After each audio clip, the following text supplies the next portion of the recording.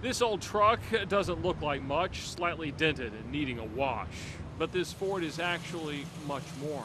And it's sort of a traveling office. I usually have a couple of outfits in the back. The mobile office for freshman Congressman Tom Perriello. We first saw his truck when he kicked off his long shot bid for Congress in 2008.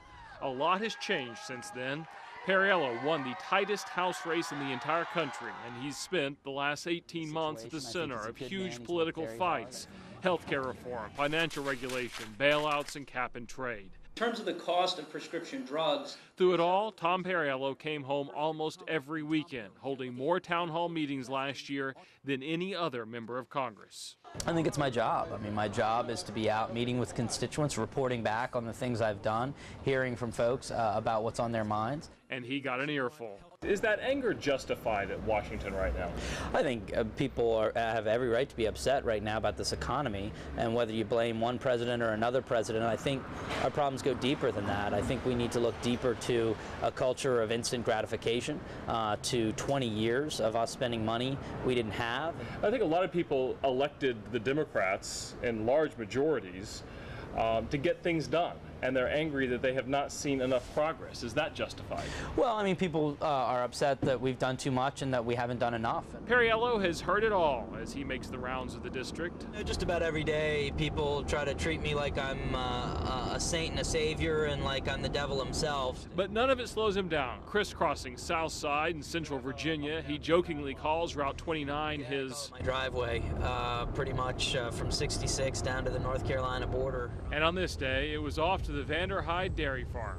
And it's here that Perriello says government is in action and actually working. In particular, that controversial vote he had for the stimulus plan. From that, he was able to get money for a local farmer, where he can turn what would normally be waste, manure, into power and create green jobs. The payback on this would be so small and so long.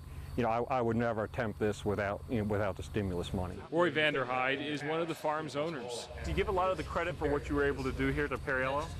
Yeah, he helped us a whole lot.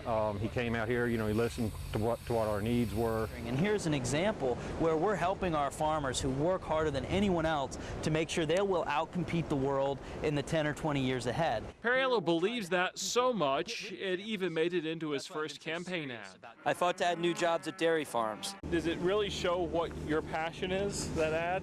I think people get a sense that I'm passionate about jobs and about economic development in this area and about this country. Tom Perriello's values came from a big family rooted in the Catholic Church. This Eagle Scout has always veered toward public service, even to Africa, where he helped negotiate the overthrow of Liberia's dictator.